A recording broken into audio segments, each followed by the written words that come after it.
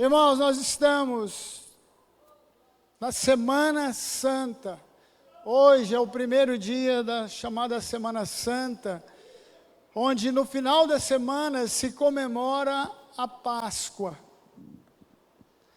E é sobre Páscoa que eu quero falar hoje, porque sabemos que foi tão distorcido que na Páscoa se dá ovo, chocolate, coelho, um monte de coisa que eu nunca vi na minha vida. Coelho botando ovo de chocolate. Nunca vi coelho, pelo menos na minha infância. Por lado de Cristianópolis, eu nunca vi coelho botar ovo. Só galinha, pata, marreca. Abra sua Bíblia comigo, em Lucas capítulo 2. Nós vamos ler só um versículo 41, por amor ao tempo. Lucas capítulo 2, 41. Quem achou, diga glória a Deus. Achou mesmo, está tudo aqui.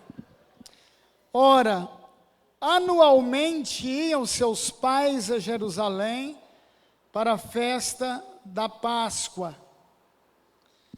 Isso aqui eram os pais de Jesus. Está falando de José e Maria. Eles iam anualmente a Jerusalém para comemorar a festa da Páscoa. Por que eles faziam isso? Porque era uma ordenança de Deus. Daqui a pouco a gente vai descobrir o que é ordenança. Nós temos leis, estatutos e ordenâncias, tá? Tanto no Velho Testamento quanto no Novo Testamento. Que tem gente que acha que é só no Velho Testamento. Para você entender aqui o que aconteceu, que Jesus foi junto com seus pais, eles iam todos os anos. Em Êxodo 12, Deus instituiu a Páscoa.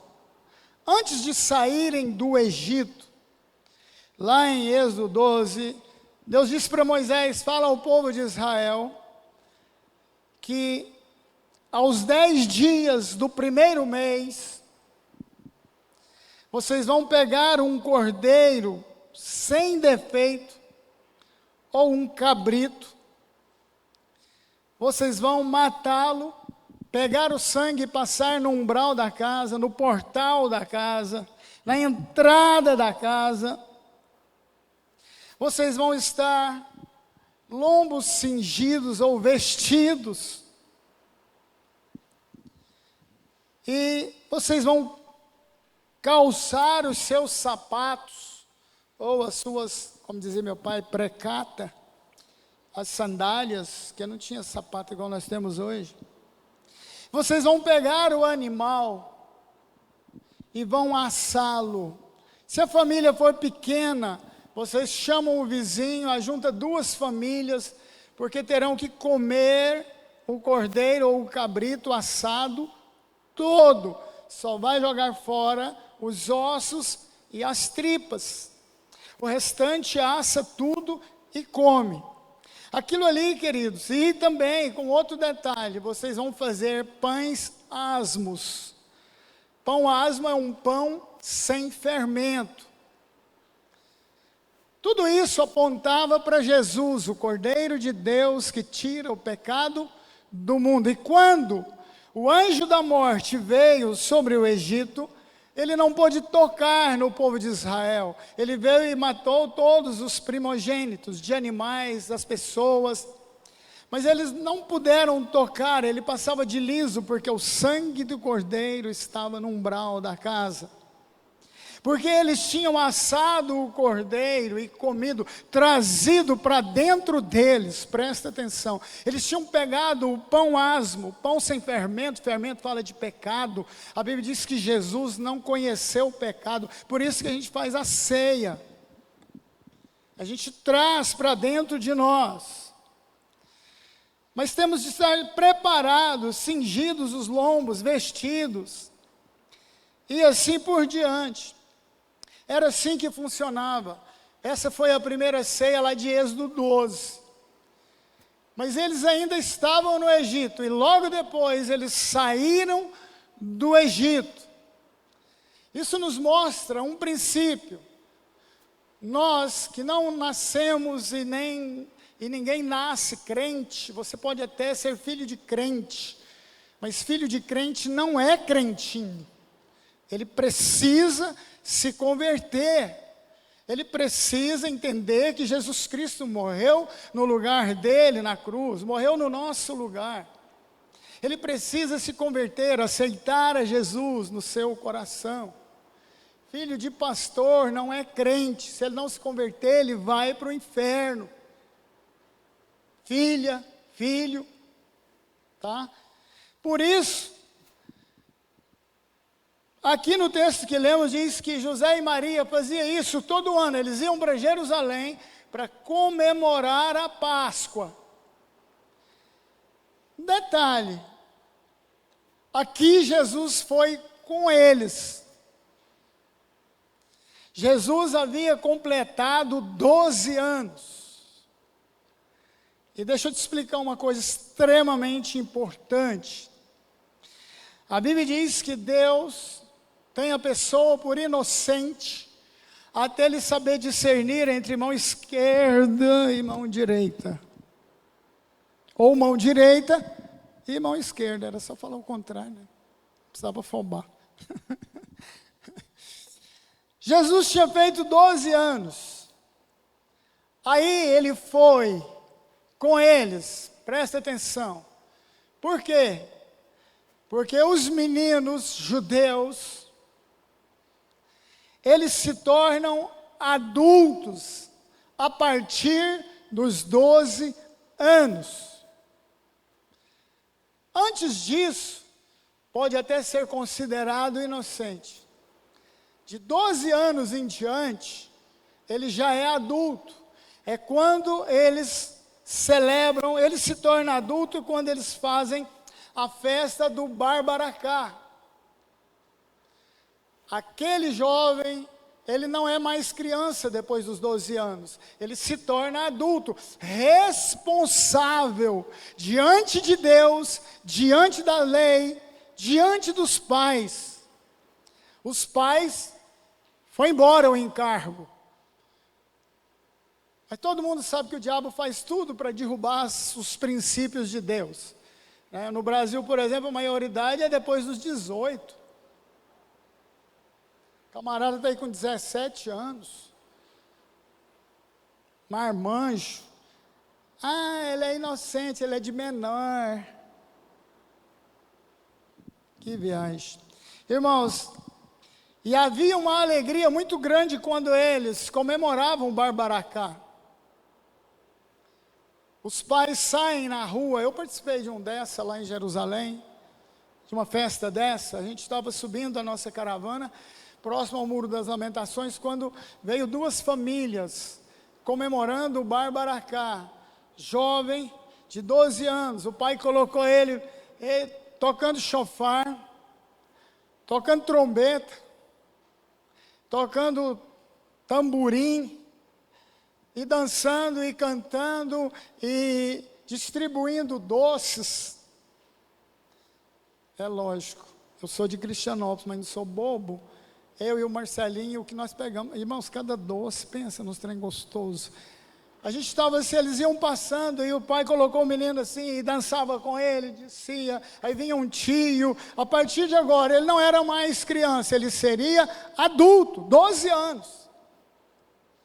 Jesus aqui, ele tinha 12 anos quando ele subiu para Jerusalém, para celebrar a Páscoa.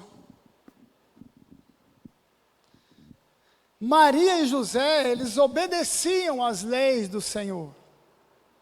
Consequentemente, eles ensinaram a Jesus a obedecer às leis do Senhor.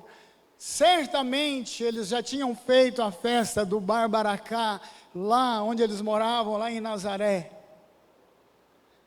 Aí eles foram para Jerusalém para comemorar a Páscoa.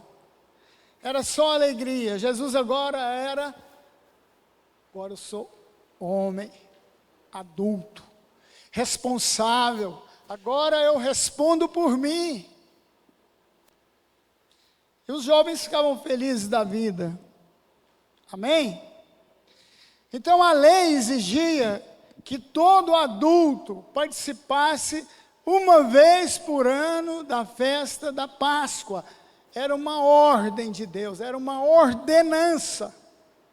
E o que eles iam fazer ali? O mesmo que fizeram lá no Egito, quando Deus instituiu a Páscoa. Levavam pães asmos, levavam um cordeiro sem defeito, porque o cordeiro aponta para Jesus, ele é o cordeiro de Deus que tira o pecado do mundo, e ele não tinha defeito. Não podia ser um animal troncho, orelha dobrada, caolho, queixo caindo. Tinha que ser um animal perfeito, como é perfeito o nosso Jesus de Nazaré. Aleluia. Então Maria e José obedeciam às leis do Senhor. Por isso levou Jesus. Ele já era um adulto. E ele foi junto. Ele acompanhou os seus pais. Mas eles foram lá para quê? Primeiro, para cumprir esse ritual. Mas o mais importante é que eles iam para o templo para adorar a Deus. Maria e José estavam na responsabilidade de cuidar do Filho de Deus, de cuidar de Jesus.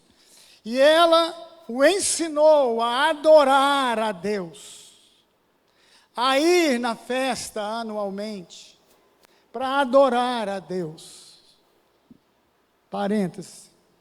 Nós, que já vivemos a Páscoa, nós que já comemos o cordeiro, nós que participamos da ceia, nos batizamos, somos crentes, fizemos uma decisão por Jesus.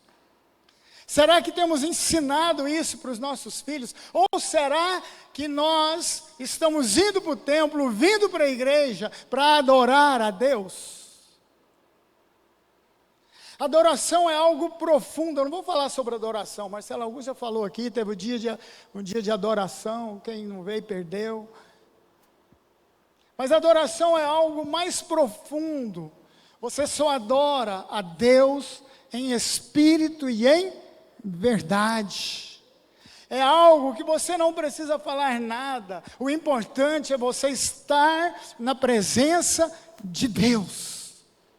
Por quê, queridos? Porque a presença de Deus não tem nada a ver com música também.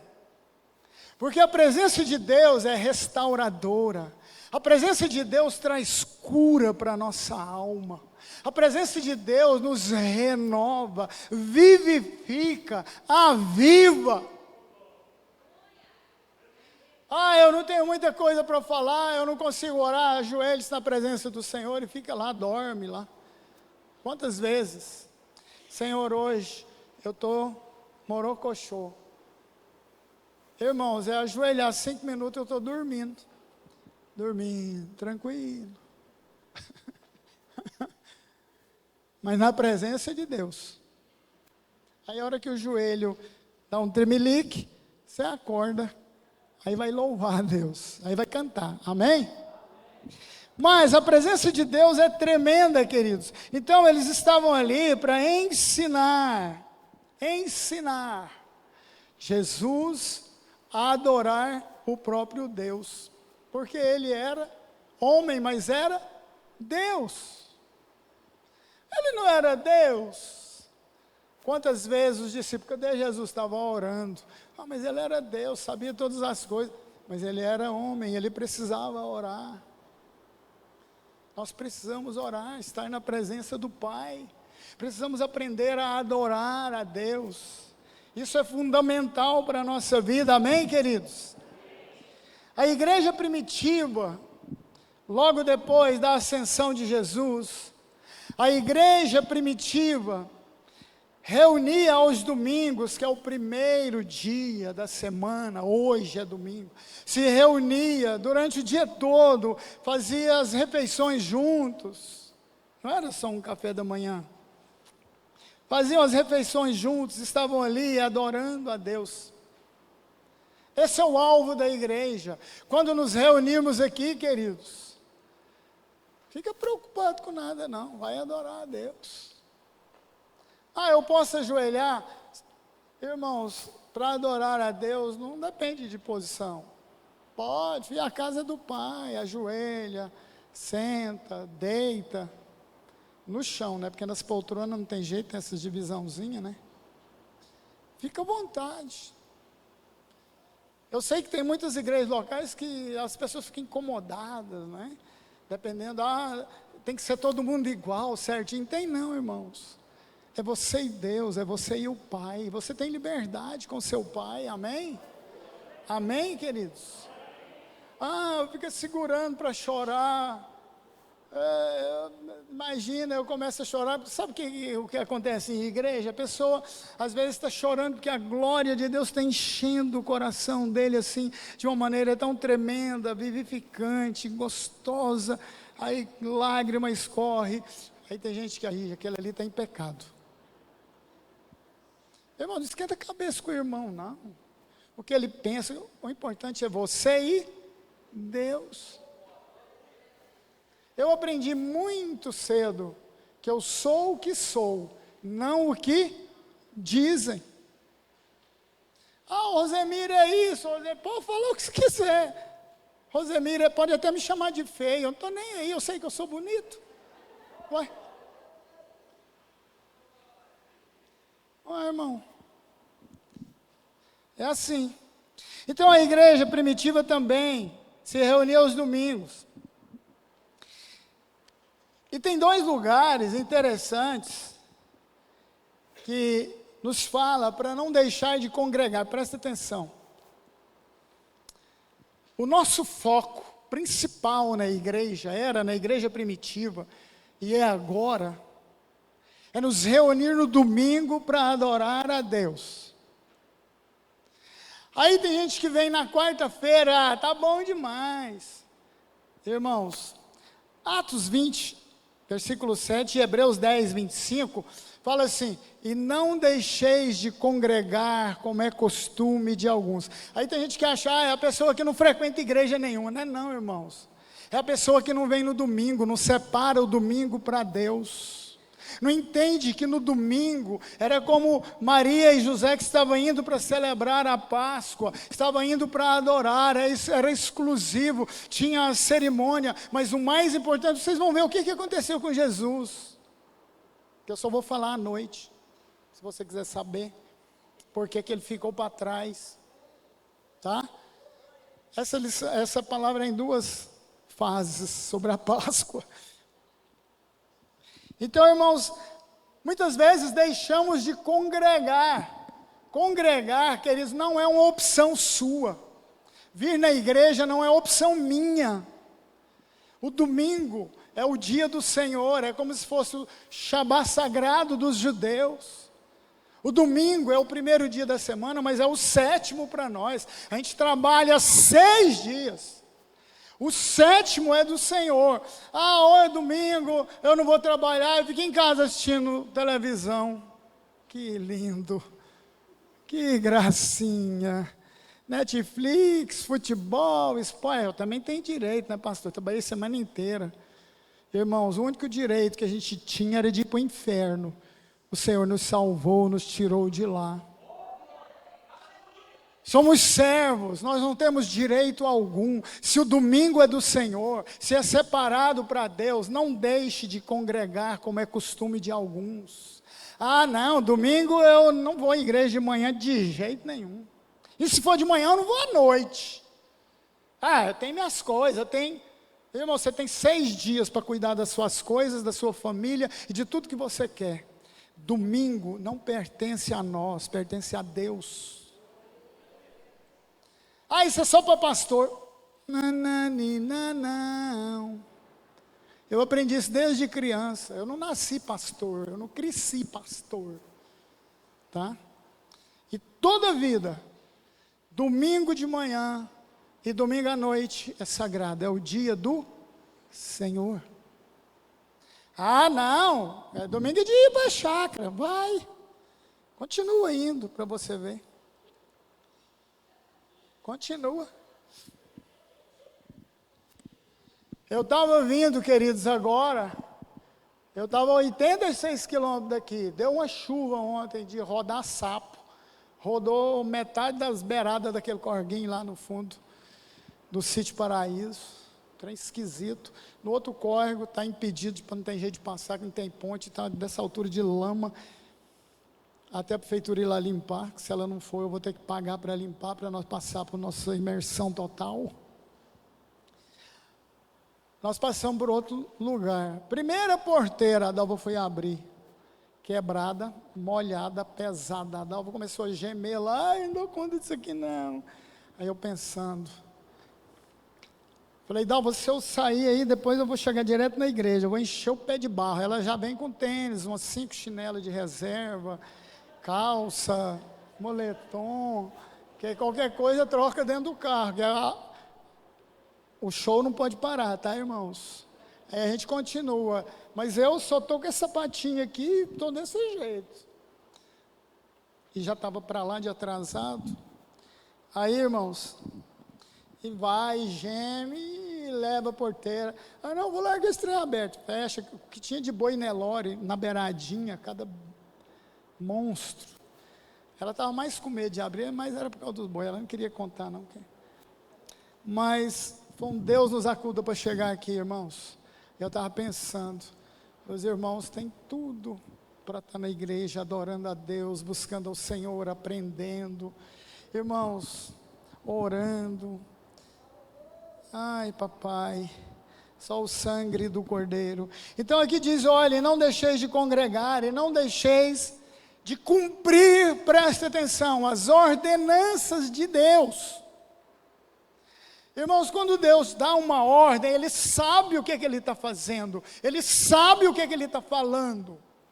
Sabe por quê, queridos? O ser humano é tão relaxado, que num domingo você não vem de manhã, só vem à noite. Aí já não vem na quarta, aí acontece outra coisa, quando você vê o diabo fechou sua vida, você não está vindo dia nenhum. Se você não bater o pé, aí chega visita, chega parente lá da Cochinchina, sem avisar. Eu aprendi que essa questão de caráter, eu aprendi com meu cunhado e com meu irmão, que me discipulou, o mais velho. Dia de domingo é dia de domingo. Ah, chegou visita, gente, estou saindo para a igreja, vocês vão? Ah, Rosemir, mas eu vim, se te parar aí domingo, não adianta ir. A não ser que a gente marque o dia, né, da família lá. Fora disso, irmãos, chegou dos Estados Unidos, parente do Rosemir, fica aí que eu estou vazando. Domingo é dia de adorar, domingo é dia de adorar, domingo é dia de adorar. Irmãos,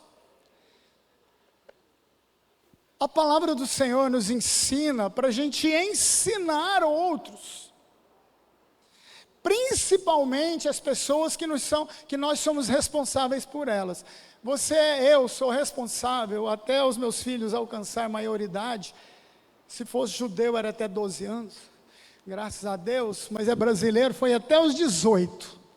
Passou disso, eu já não respondo mais diante do Senhor. Mas nessa fase, e principalmente de 0 a 7 anos, que é formado o caráter da criança, tudo o que acontece com ela, isso é impresso na sua mente, no seu caráter, no seu coração, no seu emocional, na sua alma. Aí sim eu sou responsável pelos filhos, você é responsável. Mas, irmãos, nós precisamos ensinar, precisamos trazer os filhos. Trazer os filhos e ensiná-los a adorar a Deus. Ensina a criança, quando é pequena, porque quando ela crescer, na hora do perrengue, na hora do ataque maligno, Sabe o que acontece? O Espírito Santo traz a memória dela. Aí o que ela faz? Igual o filho pródigo, já sei, na casa do meu pai tem tanta coisa, eu aqui comendo bolota, lá os empregados comem churrasco, comem picanha, e não é a picanha do Lula não, a abóbora, é picanha de verdade. Eu tenho tudo. O que ele fez? Tomou a decisão e vazou. E olha a besteira que ele tinha feito. Pegou a sua herança, gastou tudo com moezada, com anarquia, com bagunça, com os amigos dele. Mas voltou, passou um óleo de peroba na cara, deu um lustre, vou lá. Olha o que ele falou, eu irei ter com meu pai. Porque quando, queridos, a pessoa se afasta de Deus, Deus fica esperando ela tomar uma decisão de voltar. Deus nos deu o livre-arbítrio. Deus nos deu o livre-arbítrio. Ela precisa cair em si, que deu mancada, que na casa do Pai é o melhor lugar, que ir na igreja nos domingos, olha que coisa, irmãos, que paz. Às vezes a pessoa chega aqui destruída, aí começa a cantar, alguém ora com ele recebe o refrigério, recebe uma palavra de Deus, recebe o poder de Deus na vida dele, sai renovado, restaurado. Irmãos, quantas e quantas vezes eu cheguei doente aqui, e saí curado. Um dos poucos dias que eu cheguei perrengue, e fui embora perrengue, foi quarta passada, quarta-feira, só o sangue do Cordeiro. Eu estava no limite, do limite, do limite. E fui embora para casa e continuei fora do limite. Mas graças a Deus, Deus é misericordioso, a Bíblia diz que não vem nada que a gente não possa suportar. Amém? Então, queridos, nós precisamos ensinar os nossos filhos a obedecer às ordenanças de Deus. Que ordenanças são essas? Irmãos, a igreja só tem 3 ordenanças. A lei foi cumprida em Cristo. Mas nós temos 3 ordenanças que nós temos que ensinar para os nossos filhos. E eu como pastor, eu que tenho filhos na fé, eu tenho que te ensinar isso. Primeiro é adorar a Deus. A vir para adorar a Deus. Sem segundas intenções. Apenas para estar na presença do Pai. Porque aqui a gente recebe refrigério. Aqui Deus nos renova, nos restaura. Amém, queridos? Amém? Segunda ordenança que Deus deixou foi o batismo. Mateus 28, 19. Está lá Jesus falando para os discípulos: ide por todo o mundo, fazei discípulos de todas as nações, batizando-os em nome do Pai, do Filho e do Espírito Santo de Deus. É a segunda ordenança, é ir ganhar almas. Nós temos que fazer isso e ensinar os nossos filhos, ensinar as pessoas a fazer o mesmo. Amém, igreja? Terceira ordenança, é mais fácil que tomar pirulito de criança, irmãos. Está lá em 1 Coríntios 11, 23, Paulo fala assim: portanto, o que eu recebi do Senhor, eu estou passando para vocês. Paulo recebeu direto de Jesus quando ele caiu do cavalo ali, tá?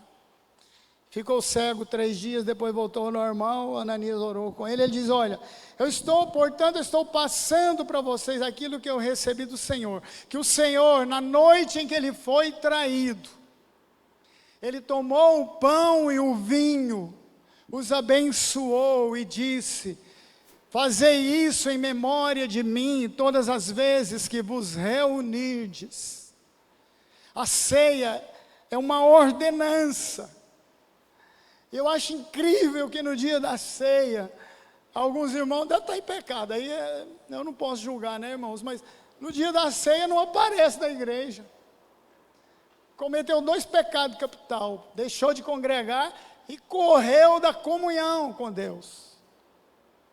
Porque Paulo avisa, olha, a gente não pode tomar a ceia indevidamente. Se estiver em pecado, mas o que você tem que fazer? Não é correr do culto de ceia. E também não pode tomar ela indevidamente, porque senão a coisa vai ficar feia para o seu lado. Mas há uma maneira simples e clara. Se confessarmos os nossos pecados, Ele é fiel e justo para nos perdoar. Simplesmente confessa. Estou magoado com a irmã fulana. Não, estou magoado com a bispa Dalva. Ela fica ali na porta, pega na mão de todo mundo, abraça todo mundo, e eu passei de liso, e ela fez de conta que não me viu. Ao invés de julgar e ficar magoado, compra um óculos novo para ela, que esse tem 3 anos que ela está usando. Tá, irmão? Eu põe a mão no fogo, eu tenho certeza que se aconteceu isso, irmãos, é porque não deu tempo dela, ela estava abraçando outra pessoa, você passou. Porque eu ponho a mão no fogo pela Dalva. Falar de mancada do Rosemir, de erro, de falar alto e tal, isso aí eu aceito, me curvo porque eu sei dos meus chiliques. Agora a Dalva, pelo menos eu nunca tive nada para reclamar da Dalva. O amor é lindo, o amor é cego. Não, irmãos, é porque é uma excelente pessoa. Se não fosse também, eu não tinha casado com ela, né, irmãos? A gente tem que casar com uma pessoa melhor do que a gente. Sou bobo, tá? Então, irmãos, para encerrar essa palavra, a gente vai continuar mais algumas informações sobre Páscoa. Nós precisamos ficar atentos. Maria e José iam anualmente e levou Jesus porque ele já era adulto e ele aprendeu, ele tinha que ir a Jerusalém uma vez por ano. Era uma ordenança, era uma ordem de Deus. E quem não ia, irmãos, pagava as consequências, sabia? Nós precisamos entender algo, queridos. Se a Páscoa está comemorando a morte do Cordeiro de Deus, o seu sangue que foi derramado, nós precisamos fazer isso com alegria, com entendimento. Amém? Porque ao trazer, a Bíblia diz que ele levou sobre si, sobre o seu corpo, Jesus, todas as nossas enfermidades. E quando você perdoa e pede perdão, quando você perdoa e é perdoado e participa da ceia, quando você come o pão, você está trazendo cura para dentro de você, para o seu corpo. Amém, queridos? E quando você toma o vinho, que simboliza o sangue do Cordeiro, que foi derramado na cruz, derramado para remissão de pecados, você sai fortalecido, você sabe que todas as suas mancadas, todas as suas pisadas no tomate, todas as pisadas na maionese foram perdoados. Você sai daqui sem peso de culpa, e não adianta o diabo querer te acusar.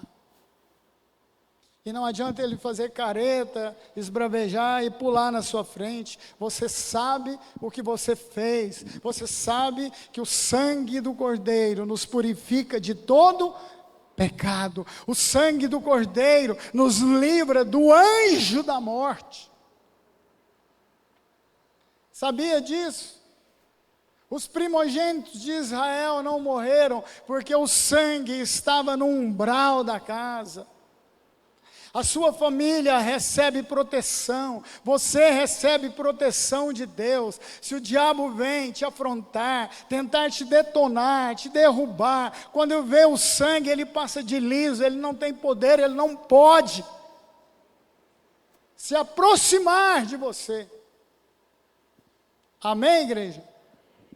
Ele pode ficar à espreita por aí, tentando rugir como leão, mas ele não pode se aproximar de você. Vou te dar um exemplo claro disso. Hoje, eu acordei 3 horas da manhã, Na verdade, essa semana eu não dormi, só dormi o dia que os irmãos oraram por mim aqui na reunião de oração, de sexta para sábado. Está vazando a noite, dorme um pouquinho, acorda, os capetas unindo. Hoje eu acordei 3 da manhã, pensei, não é possível, eu tenho que chegar descansado, alegre, feliz, saltitante lá na igreja, não tem condição. Passei essa semana no perrengue, trabalhando muito. Aí, levantei 3 horas, deitei de novo e eu vi que comecei a transpirar e vazei. Larguei a Dalva dormindo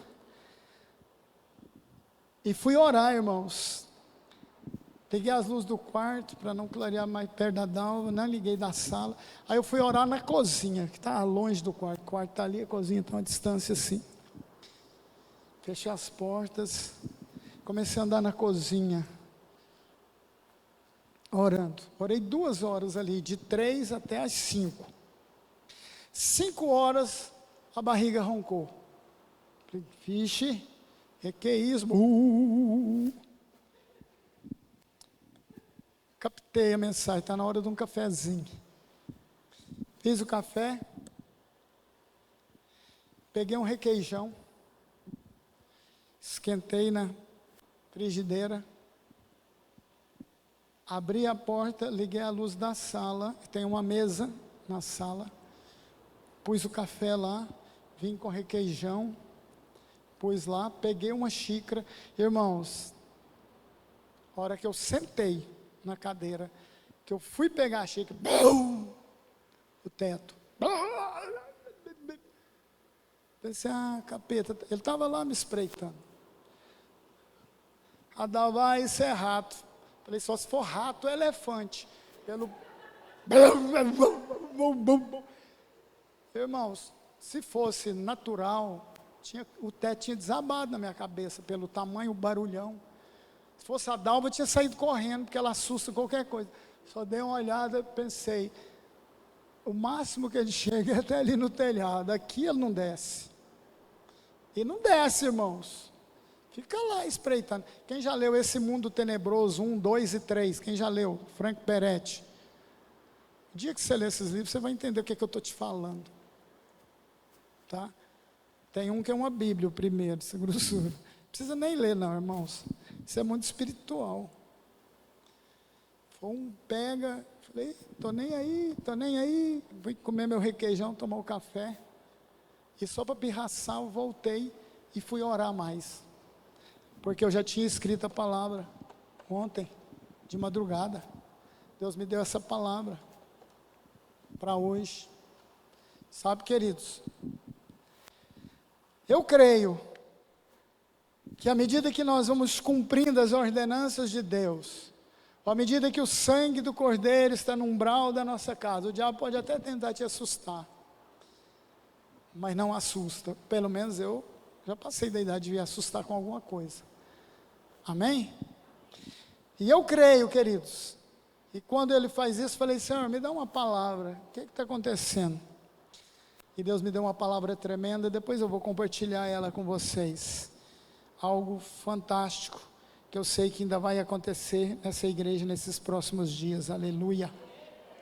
Amém? Amém, igreja? À noite a gente continua, a gente lê mais um texto, ou continua com esse texto logo na frente, Lucas 2,48,